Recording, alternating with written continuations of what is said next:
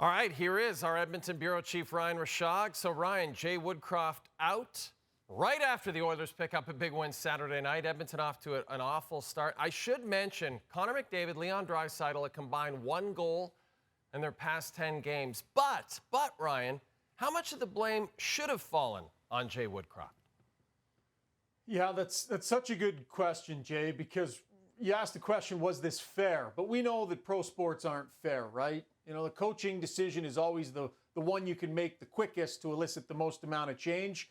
And Jay Woodcroft definitely fell victim to that. He's enough to blame, considering how dire the situation is, that I understand why they made this decision. A couple of reasons here, right? He came in this season with the stated intention of making them better defensively, and it's gone completely the other way. They've gotten worse. Their goals against per game, chances through the middle of the ice, their overall defending, it's gotten worse.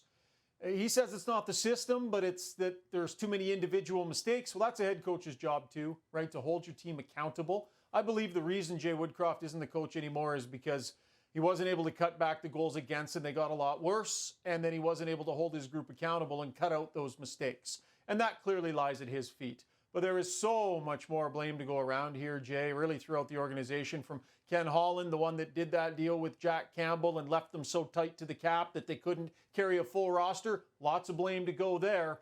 And then you mentioned Connor McDavid and Leon Draisaitl. We know McDavid is fighting through an injury, but still, you know, their overall habits, their body language, you know, their attention to detail, they need to be leading the way on all those fronts. And it's been underwhelming from these two players. So, the blame resonates through the entire lineup to the goaltenders and defense as well. Jay Woodcroft and Dave Manson pay the ultimate price. Ryan, Edmonton bringing in a new face for some, but not for Connor McDavid. Chris Knobloch taking over. He coached McDavid and Connor Brown and Warren Foegele in junior in Erie. But those familiarities aside, you know, let's also talk about Paul Coffey. Paul Coffey's never been behind an NHL bench. I mean, an Oiler legend, no question about that. But given the expectations for this team, Ryan, are you surprised they went with a first-time head coach and Coffey as his assistant? Yeah, it's a great question. It's a fair question. I'm surprised they went with a first-time NHL head coach and then handed him an assistant coach. You know, when Jay Woodcroft arrived, he brought Dave Manson with him. There was another opening, and he was allowed to fill that opening. And if accountability is what you want from this lineup and from Chris Knobloch as head coach, you really got to empower a head coach, especially with a group that has this strength of character and leadership in the room. You need to empower that head coach to be truly the final say. Part of the issue here is that Paul Coffey, as well as intentioned as he will be coming in, wanting to genuinely help, he's also special advisor to the owner. That is his role right now. So you take somebody who talks to the owner on a regular basis and you dump him into the coach's office with a guy doing it for the first time. What about chain of command? What about, are the players rightfully going to wonder to themselves, like, who's really calling the shots here? The chain of command is messy with this structure. This is very non-conventional, very unique. It may well work out. Coffey's got lots of knowledge, lots of know-how.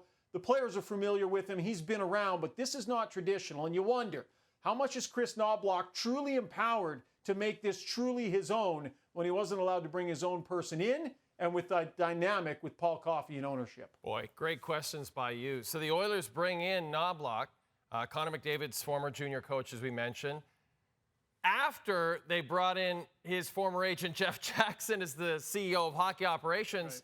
Right. Connor Brown joined the team in the offseason as former junior line mate. I guess you see where I'm going here, Ryan. Is Connor McDavid the GM of the Edmonton Oilers now? No, he absolutely is not. And by no means do I think that Connor McDavid is sitting behind the scenes saying, I want this guy, I don't believe that for a second. I don't think McDavid wants to be involved in those big decisions. But Jay, this is about a bigger issue and a bigger discussion. The Oilers having the results they're having this year potentially has a ripple effect over the next couple of seasons, right? Leon Draisaitl's contract is up after next season. His negotiation is at the end of this year. And if this season is a train wreck and goes horribly bad, what does that do for Draisaitl's willingness to re-sign? By extension, what does that do for Connor McDavid's willingness to re-sign if Leon Draisaitl moves on, right? So what I see is an organization that is very clearly putting Connor McDavid's familiarity and Connor McDavid's comfort level pretty high up on their list of priorities when they're making these decisions, right? Now, these are good hockey people. They've earned their stripes, and I'm not saying that they don't belong.